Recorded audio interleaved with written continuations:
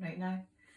Hi people, you won't really normally see me on these arenas. You usually see me out there having confrontation with the police and my liberty being compromised. But I just feel that I have to get over about this GoFundMe page and the action that we propose to take against the police for infringing on our human rights. Now, I have took advice today from counsel, and basically the way forward just now is to get a QC's opinion, and that's not going to be cheap. It's going to cost a couple of £1,000. But that gives us some stands to see what our rights are to protest and to see what way forward there is for us. You know, it'll be a lengthy document that tells us our legal position, you know, and many different options to us. We can't continue. The 11th of January was my first arrest because I refused a fixed penalty notice. And what we have to remember, people, is that when we're out there and people are looking at all this footage and seeing the police and it's, you know, over sensationalised and the big bump up and things, we never usually hear the outcomes, you know. And I can tell you, 2 people that day got arrested that I hadn't known that day, but I do know now, and they're close friends, and they got remanded in custody for trying to ignite their basic human rights and civil liberties. I managed to engage legal representation for them, and they're out now, but they're out on bail conditions.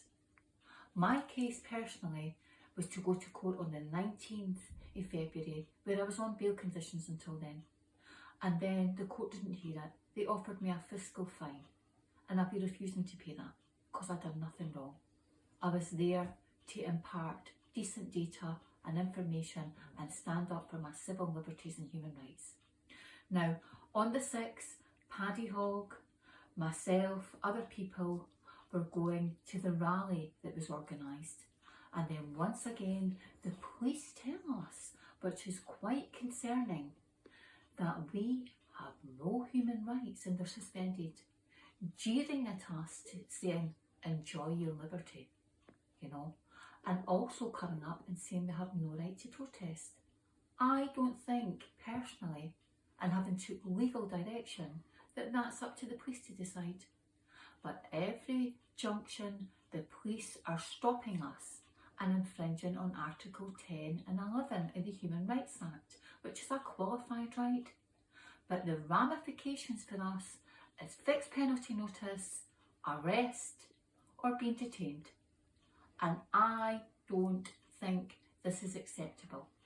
People came from England, people came from Aberdeen, Inverness, risking a whole lot, great speakers, and I felt ashamed and embarrassed that they did not get their chance to say the good information they had. The information I had was to be put in the public domain about the guy who, and all these links will go on underneath this video, the guy who had the right to silence. Yes, it was a Cardiff case, but it gives weight up in Scotland. Also the other information for Police Scotland, Alan Spears, Assistant Chief Constable, about the stance in masks for the public and the police's engagement, not the police's masks. I would argue that these police under Article 6 of the 1998 Human Rights Act, when they've got these face coverings on and they're threatening to take away your liberty and extort money from you, that they have a legal obligation to remove that mask so that you get fair process to see who is taking away your liberty. There is no mandatory requirement to have a mask on in public. So why are the police hiding behind these masks? This is all things that have to be addressed, people, and that we have to take a stance on, you know.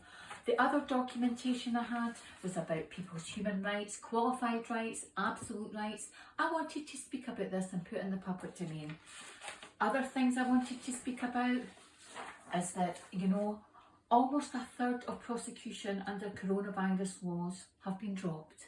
This was all decent information. What I have to say, people, is that the police are going to continue. They're being preempted. They're on these sites undercover. There's infiltrators on these sites. You know, they're being preempted. So they're being versed on what's going on. You're never going to get anywhere until we actually make a stance. And the concerning thing is is that people are accepting these fixed penalty notices. Now, I want to finish off with somebody on my Facebook page today says to me, Sandra, I've donated £5, it's all I can afford. He's a single dad with 5 kids, and that touched me, it moved me to tears. If somebody even donates 10 pence, it means they want something better. The link to the GoFundMe page. This is important. I don't usually put myself on camera like this, but this is important. We need to get this put forward. We've managed to raise, and I didn't personally, £500,000 for that pantomime in Parliament with Alex Salmond. Please people, this is about your civil liberties and human rights. You can put up as many posts as you want about rallies and protests. You're not going to get to do them. You're not going to get to do them until we get some legal opinion on what our rights are in this tragic, tragic times that we're living in. I thank you for your time, and I hope this talk rings true. Thank you.